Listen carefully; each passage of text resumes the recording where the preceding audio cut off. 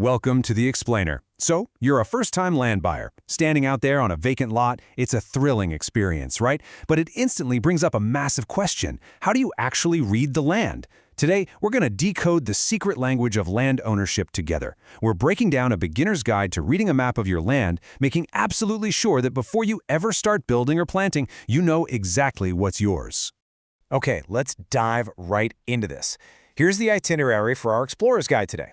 We're going to cover the invisible property line, meet the Plat map, find true north, decode the lines, and finally look at why map reading matters.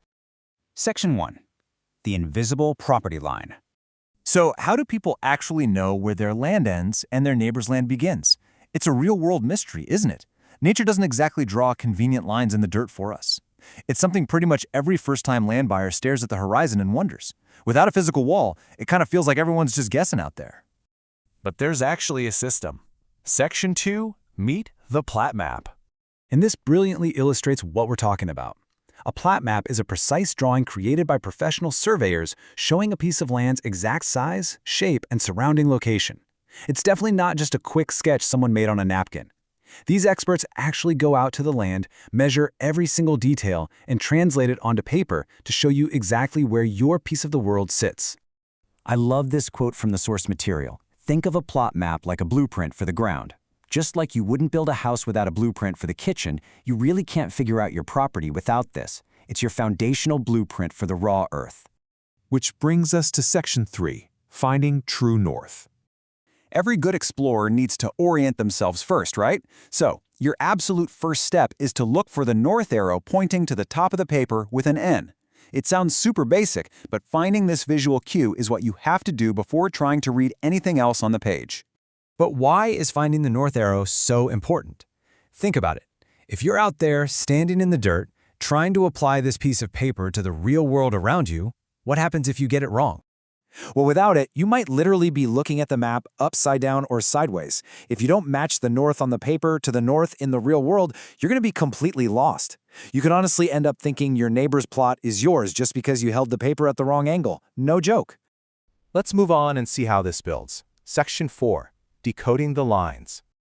Once you're properly oriented facing north, you'll see boundary lines. These are those dark, thick, straight lines showing the edge of your property. You can basically think of these dark lines as an invisible fence. They dictate exactly where your ownership starts and stops. And right next to those thick lines, you'll notice small numbers, like, say, 100. That number represents feet. So 100 means that specific side of the property is exactly 100 feet long. If you stood at the corner and started walking, you take about 100 feet of steps along that edge before hitting the next corner. Now, what's really interesting here is the contrast. You have boundary lines, the dark, thick ones, which show what you own, versus dash lines, or easements, which are special paths others can use. Let's clarify what an easement actually is. It's a path on your land that others, like electric or water companies, can use to check underground pipes or poles. So yes, you totally own the land, but an easement gives these specific utility companies the legal right to access that designated strip. You definitely want to know exactly where these shared zones are before you start digging any holes. All right, Section 5, Why map reading matters. Imagine building a tree house, but not knowing whose land the tree is actually on. You find the perfect oak, build this amazing structure, and then realize the tree is 5 feet over the line on your neighbor's property. Yikes. That's exactly why reading your plat map matters. It keeps things completely fair and helps neighbors get along. So the crucial point is really just following a simple checklist. Find north first, follow those thick lines for your borders, check the numbers for size, watch out for the dash lines because those are your easements, and finally, check the legend for any unknown symbols. Speaking of the legend, that's a small box on the side of the map that acts as your symbol dictionary. It's your ultimate fallback tool. If you ever spot a weird shape or line you just don't recognize, the legend will tell you exactly what it means. It might seem like a lot at first glance, but with a little practice, it's really just like reading a story. As our source puts it, these maps are your guide to the ground beneath your feet. Whether you're building a house, starting a massive garden, or just enjoying the outdoors, this is your key to doing it right. Now that you have the key to this secret code, what piece of land will you explore first?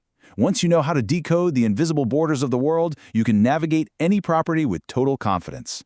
Thanks for joining me on this explainer, and happy exploring out there.